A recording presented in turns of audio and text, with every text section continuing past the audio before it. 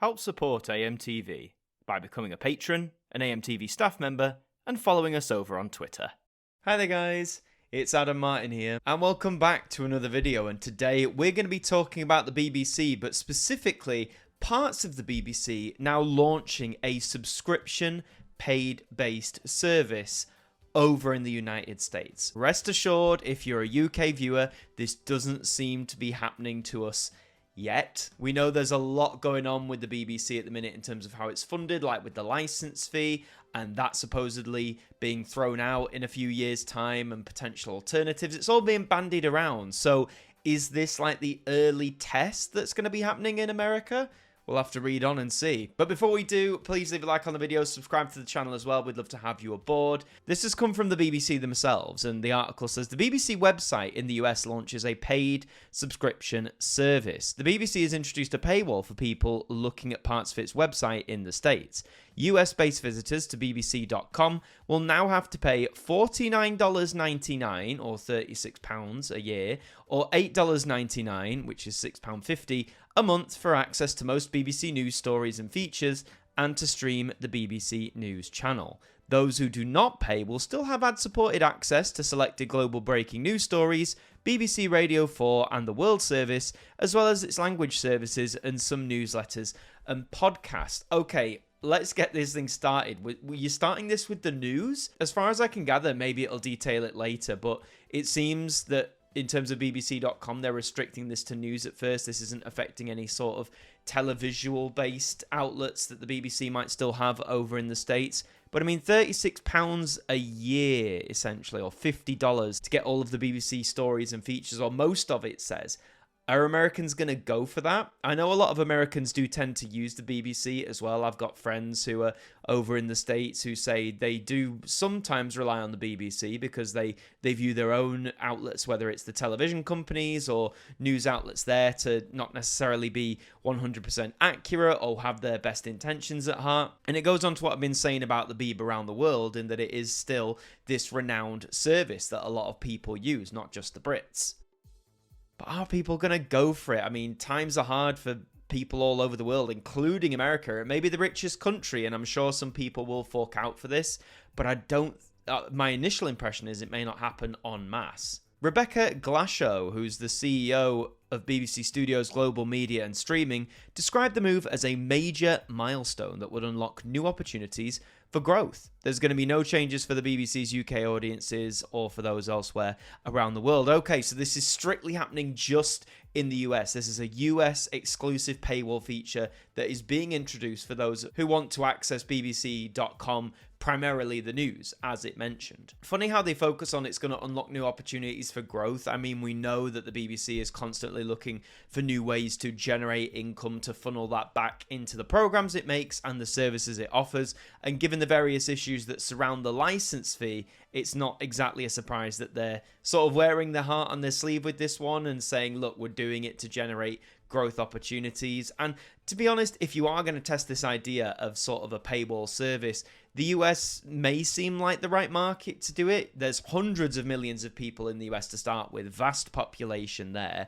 And yes, there are those, like I said, who are probably more affluent, more well off, who won't mind forking out for this. The true test, I think, will be, once the numbers eventually come in, will be to see how well does this transcend to like the everyday American. Is the everyday American going out of their way to access the BBC? The corporation hopes the offer will raise money to help fund the BBC services alongside revenue from UK households through the licence fee, which costs £174.50 a year and accounted for about 2/3 of its total income last year. Damn, so I mean, that just shows you how important the BBC licence fee is. It's still represented, even though the price went up this year, it's still represented about 2/3 of its entire income. The BBC operates a whole litany of services, as I'm sure you know, TV channels, radio stations, various websites, podcasts, various apps. And if 2/3 of the money to fund that comes from the license fee, you can see why they're really taking their time in figuring out a replacement. The BBC has said it expected to have a £492 million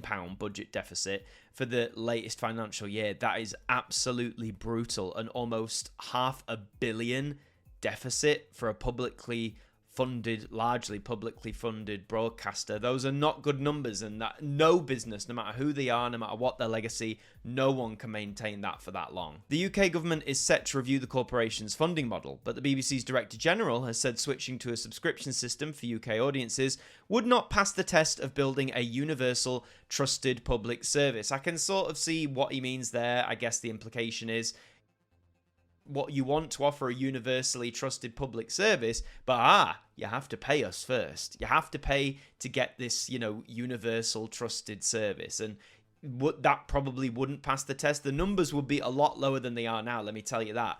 They would be a lot lower than people paying the license fee. From the consensus I'm getting, both from comments like from the Director General and other people around the BBC, this idea of going down a subscription-based route seems like it's not going to be happening in the UK anytime soon. I mean, it's all still on the table. Nothing's been directly confirmed, but I think comments like this sort of indicate that they're not going to go down that route. The BBC's new US pay model follows similar subscription system used by other publications, including the New York Times, and the likes of The Telegraph and The Sun, putting selected stories and content behind paywalls in the UK. I mean, this is rampant amongst various websites here in the UK, particularly, news websites, whether they be based from newspapers or completely digital sites. And on one hand, I understand any business has to make its living. If you can generate some income by getting people to pay for stories or just for like a premium version of your website or services in general, fair play, the system is there for it. But it does make it off-putting a lot of the time, and I can see that happening to millions around the UK, because again, money's tight.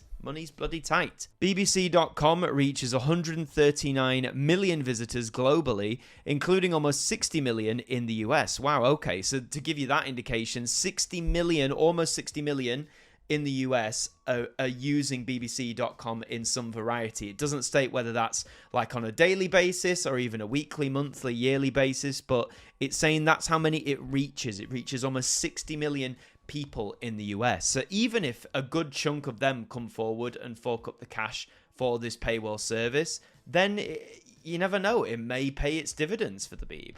UK audiences will still be able to access BBC News when travelling to America if they have the latest version of the app. Well, that's a godsend. Could you imagine if they just were like, well, you're in the US now you got to pay? I'm glad they've sort of covered that. Miss Glashow said the BBC wanted to reimagine how we deliver news and factual content to the US. Our goal? To serve our audiences better than ever and unlock new opportunities for growth. Hang on, you want to reimagine how we deliver news and factual content to the US? So the answer is to charge them for it? Usually when you get phrases like that about reimagining how we deliver things or reinvigorating the experience or changing the dynamic, it's normally to do with the interface itself. It's not to say, hey, we're changing how things are done. We'd like your money, please. I don't know. I just find that the wording of that feels a little odd. Today, the next phase of that vision becomes reality. We're bringing more of the BBC's trusted, high-quality content together in one powerful, easy-to-access destination. But what I don't understand is it was already there. Is that not right? Am I missing something? Are they adding like new features? Because looking at that initially, all they're doing now is charging them to access various parts of BBC.com. As far as I understand it, they're not adding anything. They're not giving people like new exclusives or incentives. From the way this article portrays itself, again, unless I've just missed something glaringly obvious, they're just charging them. How can you frame that as the next phase of a vision? What, to charge people? Very odd. BBC News CEO Deborah Turnus said, through our partnership with BBC Studios, we're growing our audiences in North America, providing more people with news they can trust at a time of dramatic global uncertainty. Well, if BBC Studios are involved, that is the more commercial arm of the BBC, so they are more income / profit / let's generate money minded. If you're an American and you access the BBC every now and then, for free, mind you, how would you personally feel if all of a sudden this site you went to sort of semi-often for, various news stories or confirmation on stuff was now like, oh, you want to check that out? Well, guess what, buddy? Now it's going to cost you, what was it? Well, guess what, buddy? Now it's going to cost you $8.99 a month at the very least to check that out. I just think that the incentive at the moment, from what I'm reading, isn't there. More documentaries, podcasts and newsletters will be added to the subscription offer in the coming months. The paywall will be launched for the BBC app in the US at a later date, and it comes after the BBC announced it was to block most stations on the BBC Sounds app for audiences outside the UK, and we're going to touch on that in just a second because that's a whole other kettle of fish. So it does say more documentaries, podcasts and newsletters are going to be added to the subscription. So is this going to be some new exclusive content for paid members? Obviously, I understand that, but what I don't understand is at this moment, if the entire website is free, if all of the services or most of them are free, what does introducing a paywall provide incentive? Now, granted, I'm not an American. Maybe it's a case of, say, there are currently services right now that you can't access because of where you live. Sure, the website might be free at the moment, but maybe you can't access this podcast or this documentary or this newsletter. So maybe there is going to be some exclusive stuff. But I think if that's the case, then they're really going to have to ramp it up, because from what I can see here, even with that, I still don't think that's much incentive to get Americans to drop nearly $9 a month or $50 a year to make this worthwhile for them. Just to touch as well, there's a few more things I want to touch on. First of all, the whole BBC Sounds thing about blocking it outside of the UK. To bring you up to speed, what was planned to happen? Well, BBC Sounds was set to be blocked for audiences outside the UK, affecting international listeners who've already seen a change to their audio offerings. There is a new audio section for them on bbc.com, the international website which carries adverts, and their BBC app. They have access to the BBC's portfolio of current and archive podcasts, but just 2 radio stations, the World Service and Radio 4. And in theory, this is what US viewers and listeners in the States will still be able to access for free and supported, but they'll be able to access the World Service and Radio 4 for free, which I think is absolutely the right decision. Key services like that need to be as accessible as possible. A date for geo-blocking the BBC Sound service had not yet been confirmed, but the BBC previously said it would be in 2025. Geo-blocking restricts access to services and content online based on the physical location of the user. The BBC said UK users who go on holiday outside the UK for a short time will still be able to use the BBC Sounds app. God knows how they're going to introduce that. If you're geo-blocking it, maybe it's tied to your account. If it knows your account is primarily based in the UK, maybe it starts a timer, like, okay, great, you're abroad, so you're going to get a week of full Sounds access, but then that's it. All these little things they've got to work out, you know? But it recently has delayed blocking the Sounds app for audiences outside the UK. In a statement, the BBC said it was working on plans to continue to make other BBC stations available to listeners outside the UK, adding that it will not close BBC Sounds outside the UK until we've confirmed these plans. It does raise big concerns about listeners in the Republic of Ireland, which of course technically isn't part of the UK, but we're next door, we're neighbours.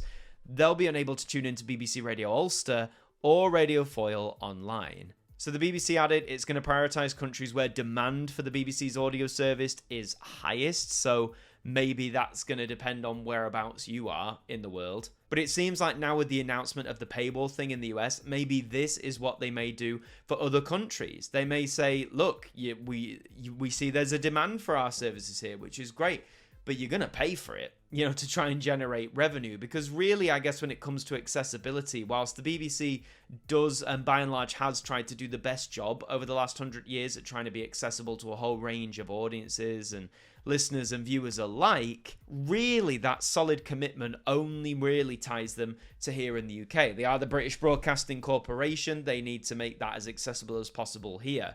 But abroad, that commitment, you could argue, maybe is more of a morally righteous thing for them to do as opposed to necessarily an obligation. Obviously, there is plenty of staff involved in delivering services across the world, but I don't know, if they're starting this in the US, I think this really could be the catalyst of seeing BBC services go subscription-based more broadly around different territories around the world. This is pure speculation. I feel it's really important to say that. That's not rooted in anything, but all these signs, the delay in the BBC Sounds block till we figure it out, the introduction of the US paywall, it just makes me feel that in more territories worldwide, a paywall is coming. Finally, I wanted to touch on the license fee situation at the moment. There's another article here from the Beeb which says the license fee is unenforceable, and that's coming from the Culture Secretary. Pretty powerful words. Let's have a quick read. The Culture Secca said the BBC's licence fee is unenforceable and has insisted no options are off the table when the government begins a review into the corporation's current funding model this year. In an interview with the Daily Telegraph, Lisa Nandy said there were problems with the annual charge, with fewer and fewer people paying the fee, which is absolutely true. We've seen that less people are paying the fee. Those numbers are starting to get steeper and steeper every year, people who stop paying. But this is coming from the Culture Secretary. These aren't, if the Culture Secretary is saying it's unenforceable, I think this might have a backwards effect at sort of speeding up the amount of people who are going to drop the licence fee. Because if the person in government basically responsible for culture and media in our country is saying, yeah, this licence fee is unenforceable, well, why bother then? We're open to a different system, but admitted that no preferred options have been put forward yet. But she did add that the government wanted the public's input in shaping the new model to create a fairer, more sustainable system. According to the Beeb, 80% of households currently pay the licence fee. Nandy said, we recognise there are problems with it. Fewer and fewer people are paying it. It's unenforceable, and particularly it's been very concerned about the way it's been enforced in the past, with women, particularly vulnerable women, targeted for enforcement action, and the BBC itself has accepted that, which, yes, is absolutely not okay with some of the ways that people have been targeted for enforcement of the licence fee. It's a very inherent problem with it, and to be honest, it's one of the many things I think that makes it archaic and that we need to see the back of it, at least in its current form. See, an interesting comment here. Tim Davie, the BBC Director General, earlier sort of said a subscription-based model wouldn't really pass the test here in the UK for delivering that trusted service. Well, Lisa Nandy apparently, however, has kept an open mind about the possibility of a subscription model. So maybe it is on the cards after all. Ultimately, it seems like though we haven't gone majorly forward in progression about the licence fee and its future. Talks are still ongoing. They'll be ongoing for the next few years. The Royal Charter doesn't expire until 2027, which is 2 years away, but 2 years goes pretty fast. So they need to think of something, and I think the absolute worst thing they could do is get to the end of all this and say, we'll just keep things as they are, shall we? Keep the licence fee as it is. That, I think, would be the true death knell, the first of a very long list of nails to go in the coffin. So we've covered a lot there, but the main thing, like I said, is the introduction of subscription-based services for the BBC in the United States. Now, I want to hear from you. Do you think this is the right way forward for the BBC? Do you think this is going to be a good way for them to generate income, to rely less and less on the license fee? Do you think this is going to work over in the States? And do you think this is going to be coming into force in different parts around the world? If so, where do you think? But that is all for this video. Thank you very much for watching. If you enjoyed it, leave a like, subscribe to the channel as well. It really helps to have you aboard. It's a very interesting time for the BBC. I'll be honest, I'm still not overly sure how I feel about this whole thing with the paywall and what it could mean, but they're trying something at the very least, but will it pay off? We'll have to wait and see. I've been Adam Martin from AMTV. Thank you for joining me, and I'll see you next time. Thank you to our patrons for helping to support the show, and a special thank you to Macra, Sean Knock, Dord Khan, Liam Domain, AJ Mac 200017, Deck, Jen, Traffy, Mr. Eurovision 1986, Evan Hart 42 Radio, Tim Ripley, Marnanol Thurman, 40-something Manchild, John McLeod, James Wallace, Ben, Stephen Oliver, Shadow Fiend 180X, Swan Ronson, Adam Gamer, Sir Fonzie Daz, Matthew Elliff, Pigeon's House, Shah H, Dave Batten, Real Team Foxy Plays, Leonard Starbuck, Kevin Mallon, and Seed Diffusion, are AMTV staff members.